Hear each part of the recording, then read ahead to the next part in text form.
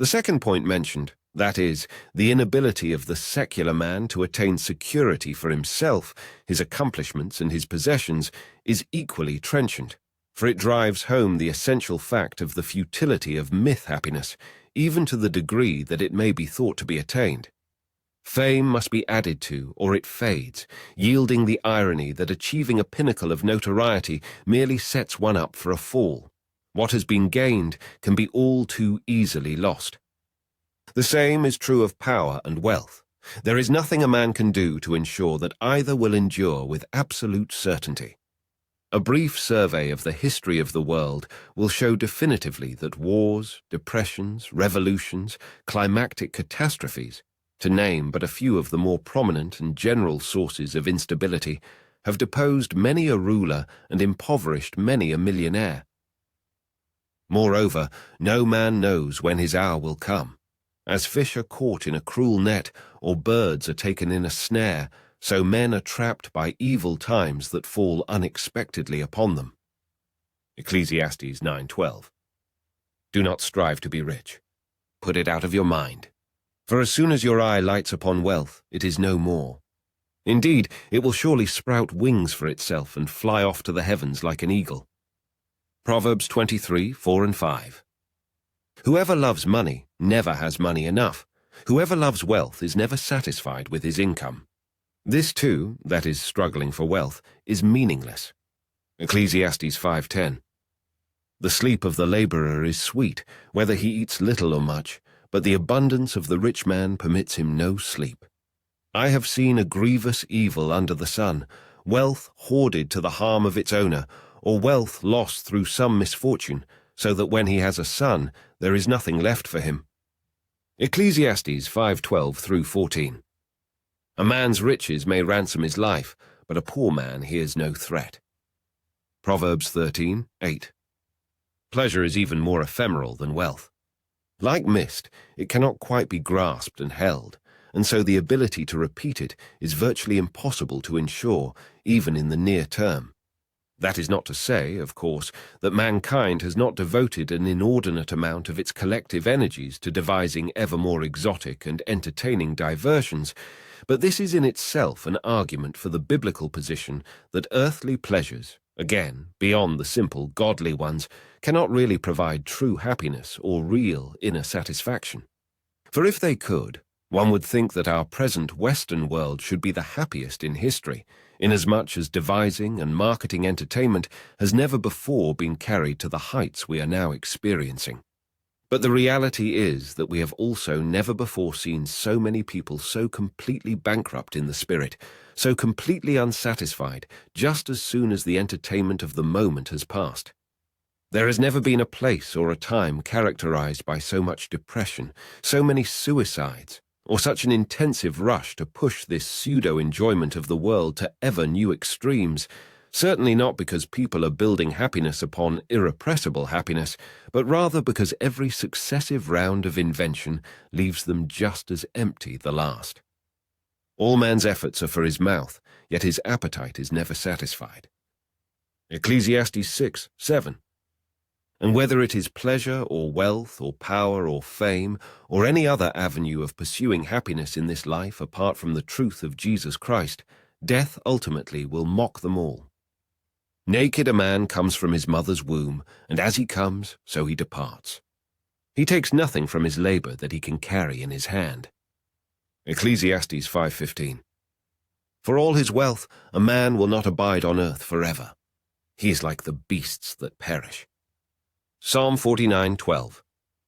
Without the confident hope of life after death, what is the point of living long and prospering when afterwards one dies? Can a long life and the experience of material prosperity really soften the blow of death for the unbeliever when it finally arrives? It may do so for the living who feel less grief for someone who has died peacefully in a good old age and in a prosperous state. But does past experience, however blissful, really make the loss of everything an easier pill to swallow? While the average unbeliever generally makes a habit of ignoring the possibility of his own death until it comes suddenly upon him, one thing is sure: no amount of achievement or wealth can forestall the inevitable. Why should I fear in troubling times when I am surrounded by the wickedness of my deceivers, those who trust in their wealth and boast in their great riches? Surely no one can redeem a man from God's hand. No one can pay a ransom to God for him.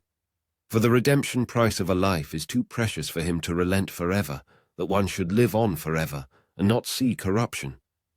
Psalm 49, 5-9.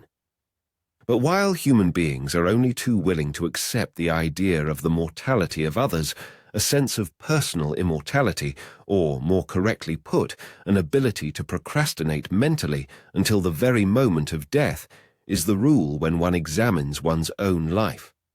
Just as somebody else's troubles cause little anxiety, so the eventuality of death is always in another man's court, until the actual termination of life, at which point contemplation and re-examination is, needless to say, too late. Great wealth may help to postpone the inevitable, at least people seem to think that it can, but no matter what fastidious care we are able to take of our lives and persons, the delay achieved will ever be laughably insignificant. Matthew 6:27. So despite the fact that our ephemeral nature is the prime lesson of life, human beings persist in running after wealth and accomplishments until some mythic, personal Eden be achieved, ever hedging in their gains and themselves, as if the brief moment would or could last forever. But in the absence of the hope of the resurrection, the hope of myth happiness achieved and preserved continues to be the holy grail of the unbelieving life, that, and the equally vain hope that grasping the brass ring for a few short moments will somehow take away the sting of death. Attaining the goals and desires the world esteems may act as a narcotic to the painful and ephemeral nature of life, but, like all narcotics, striving and accomplishment have an even more significant dark side.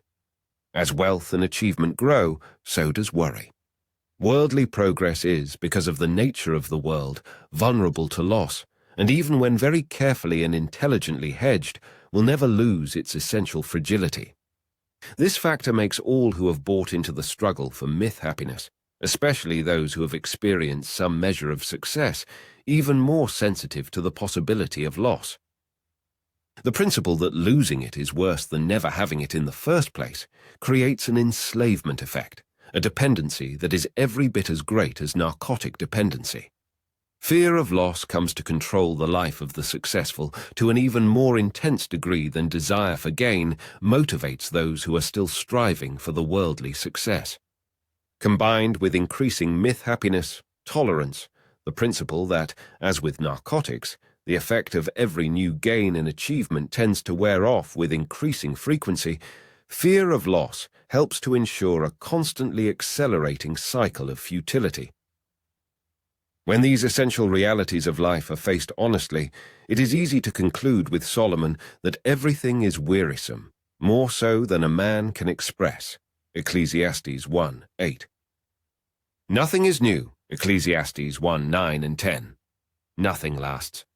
If you build a bridge, it will eventually fall down. If you save a life, you have not staved off death forever. What delights and thrills you today cannot sustain you tomorrow, and the anticipation of new excitements inevitably surpasses the reality once achieved. There is no gain or accomplishment beyond the necessities of life that has not been ultimately motivated by the jealousy and envy of the gain and accomplishments of others. Ecclesiastes 4:4. If gold and diamonds were as plentiful as dirt so that anyone could possess them, then no one would value them or lust after them. It is not uncommon to hear complaints about old and outmoded devices, cars, computers, etc., though the very possession of such things when first introduced was wildly coveted. How quickly the thrill of ownership and the joy of experience fades, only to be immediately replaced by the covetousness of some other possession or entertainment.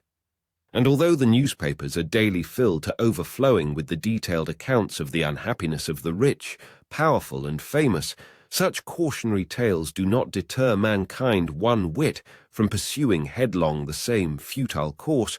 Somehow, we would be different if only we could have what they have.